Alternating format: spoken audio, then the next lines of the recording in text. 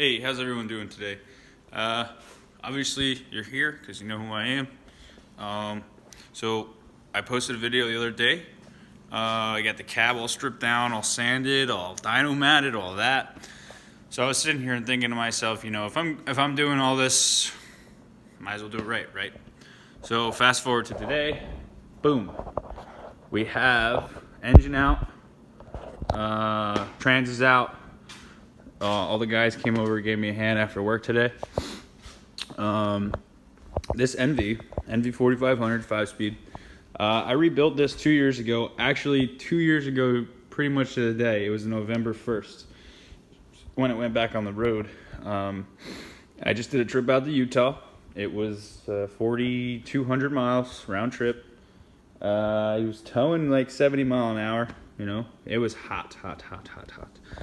I accidentally dropped the trans out of my truck, and here, take a look at the fluid that came out of that tail shaft. That's some gross stuff. So it's going once again for a rebuild. Transfer case, that's in pretty good shape. You know, we got red fluid out of there. Probably somewhere around 20,000 miles on the rebuilds. The engine, backstory, I bought a used engine from Maine. I didn't really know much about the trucks. That was like 4 or 5 years ago. I started tearing into it. I was like, awesome, he's got all these cool parts in. It turned out to be a dud. So that one, she's underneath the tarp, so I don't have to look at it, because we're gonna have to check back with that, because I don't know what I'm doing with that yet. But I can tell you for a fact, the trans is gonna be rebuilt. We're gonna pull the clutch off, inspect it. I'm assuming it's in good shape. That's what I'm hoping. It looks like all the damage was taken by the transmission. But we're gonna run all these fuel lines. I put this truck together like 2017, 2016. So all this stuff's still, you know, original fast. All those crap blue lines that dry rot in 2 years, and you're back doing your fuel system again. And I mean, we can't do anything about the nightmare of the spaghetti that Dodge has for wiring harnesses, and we love it for some reason.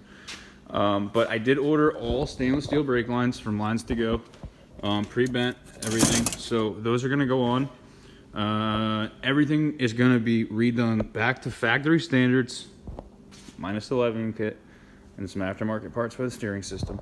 But I want better than OEM. We're gonna replace the harness here that was repaired. It was kind of funny. The whole reason the truck's repaired is because of an ABS light, and I'm here now with no motor in my truck.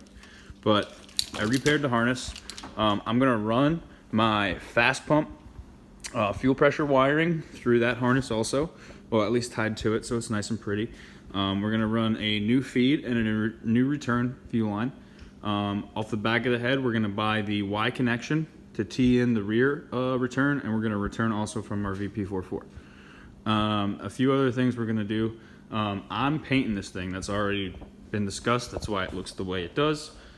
So we're doing paint, interior. It's gonna roll out of here like a 2022 second gen Dodge. You know how they should have did it, instead of, you know, cookie cuttering. You got black interior, you got rainbow interior, and quite frankly, no one likes the rainbow interior. It's just what we got.